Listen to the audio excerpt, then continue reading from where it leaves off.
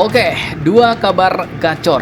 Kali ini yang pertama datang dari negara kita Indonesia yang ternyata bakal mendatangkan 6 unit helikopter Sangar nih bos. Helikopter paling battle proven, pernah berlaga di banyak perang dunia. Walaupun ini buatan Mamarika, tapi ternyata 6 heli ini pun bakal didatangkan dari Australia. Nah loh, lantas heli untuk dipakai siapakah itu? Untuk apa? Bagaimanakah statusnya? Apakah beli baru? Beli bekas atau sewa? Setelah ini kita kelupas.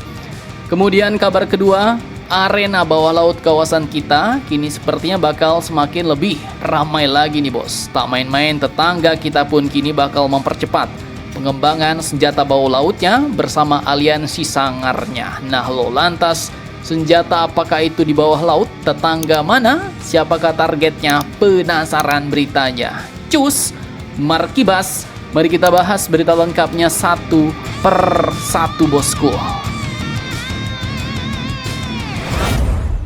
Oke, kali ini yang pertama, bocoran terbaru datang lagi dari lembaga keris bos.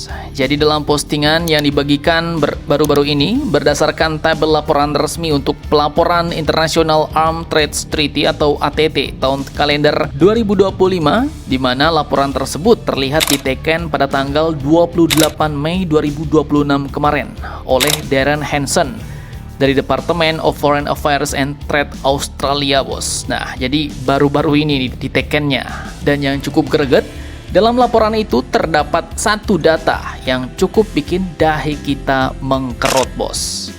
Tercatat ada ekspor sebanyak 6 unit helikopter Black Hawk ke Indonesia dengan nilai mencapai 23.634.740 US dollar. Nah, kalau dirupiahkan, angka ini pun bukan kaleng-kaleng bos. Dikalikan dengan dolar yang sekarang lagi melunjaknya ya kan, 17.700 per dolar Amerika, maka nilainya bisa mencapai kurang lebih 418 miliar rupiah. Ngeri-ngeri, sodap. Lumayan, bukan uang receh tuh. Dimana itu adalah untuk 6 unit helikopter UH-60A Black Hawk dengan keterangan demilitarized. Nah, artinya apa, Min? Jadi sederhananya ya, helikopter itu bukan lagi dalam konfigurasi tempur, bos. Sudah didemilitarize, sudah didemilitarisasi. Artinya ya, sistem persenjataan, kemudian perangkat sensitif militer dan berbagai pelengkapan khusus operasi tempur telah dilepas atau dinonaktifkan sehingga ya lebih cocok digunakan untuk misi sipil kemanusiaan dan kebencanaan.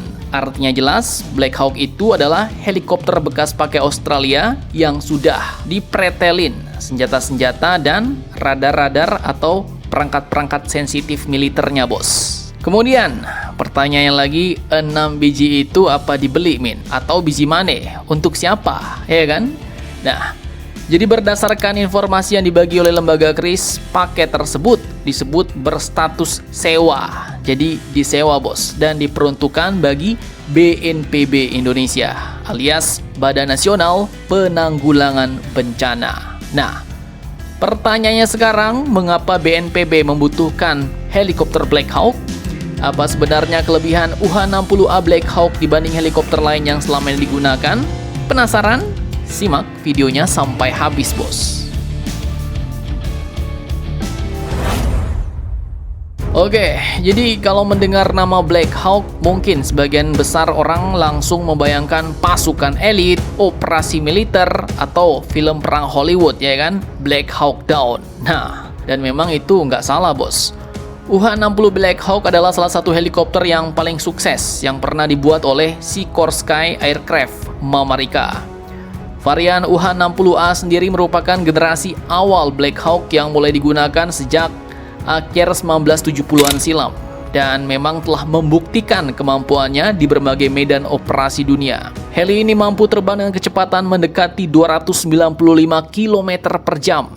Jangkauannya sekitar 590 km serta ditenagai 2 mesin turbosaf General Electric T700 yang terkenal tangguh bos. Kapasitas angkutnya pun bukan kaleng-kaleng, dapat membawa sekitar 11 personel lengkap di kabin atau mengangkut muatan eksternal hingga lebih dari 3 ton menggunakan cargo hook. Nah, disinilah mungkin Alasan mengapa BNPB kemungkinan tertarik menggunakan platform ini, bos.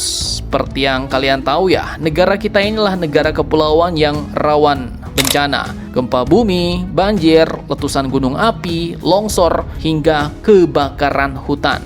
Bencana di mana-mana.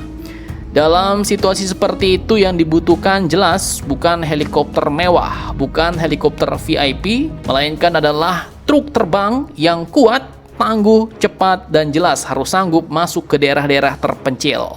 Nah, Black Hawk ini jawabannya. Selain digunakan untuk operasi militer, ia juga bisa digunakan untuk mengirim logistik darurat, mengangkut tim penyelamat, mengevakuasi korban bencana, melakukan misi SAR, hingga operasi pemadam kebakaran hutan menggunakan Bambi Bucket berkapasitas besar, bos. Jadi kalau bocoran laporan Australia dari informasi lembaga KRIS tersebut memang benar-benar adanya, maka kehadiran 6 unit UH-60A Black Hawk untuk BNPB ini bisa menjadi tambahan kekuatan dan kemampuan untuk penanggulangan bencana di Indonesia. Mantap, mantap, jos!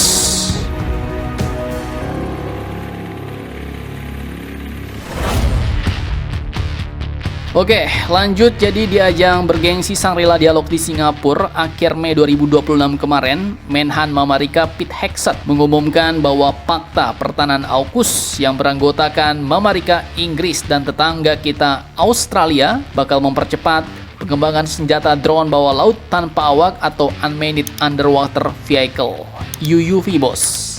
Bahkan tak main-main, sistem ini pun ditargetkan mulai dikirim dan dioperasikan pada tahun depan, tahun 2027.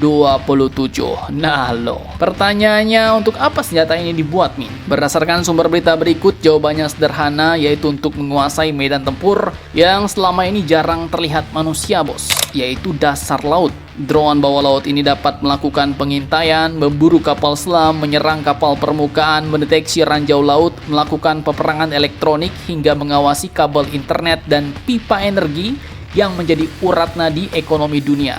Dan kini target utamanya disebut adalah untuk menggerus hegemoni Tiongkok di kawasan, bos. Karena dalam 2 dekade terakhir, Beijing pun berkembang menjadi kekuatan maritim raksasa. Armada lautnya terus membesar, kapal selamnya semakin modern, dan teknologi hypersonic serta kecerdasan buatannya pun berkembang pesat. Bagi Mamarika dan sekutunya, jika ini tidak segera diimbangi, maka keseimbangan kekuatan di Indo-Pasifik bisa berubah drastis. Nah, disinilah Australia memainkan perannya, bos. Canberra kini bukan lagi sekedar penonton tribun VIP, melainkan sudah turun gunung ke lapangan sebagai pemain inti dalam strategi Barat menghadapi kebangkitan Tiongkok. Namun ya, amsyongnya jika persaingan ini semakin intens, maka konsekuensinya cukup fatal bagi kita Indonesia. Dimana jika penggunaan drone bawah laut semakin sering, semakin intens, maka jelas perairan Indo-Pasifik termasuk jalur-jalur strategis di sekitar Indonesia berpotensi menjadi jauh lebih ramai, bukan hanya dengan kapal perang yang lalu lalang, tapi juga drone-drone bawah laut yang bergerak diam-diam tanpa suara. Ibaratnya kalau dulu laut hanya dipenuhi ikan dan kapal, sekarang bisa dipenuhi oleh robot mata-mata yang saling mengintip di kedalaman. Dan bagi Indonesia ya jelas tantangannya yaitu menjaga kedaulatan laut di tengah persaingan raksasa yang semakin sengit di bawah permukaan. Pasalnya, wilayah kita mungkin bakal jadi medan gesekan antara drone-drone bawah laut itu, bos. Ngeri, ngeri, sodap. Lantas Indonesia harus bagaimana nih? Jangan lupa komentar, tetaplah kalian barbar dan jangan santuy terus. Demi Indonesia tangguh, salam Indomax, Indo Magazines.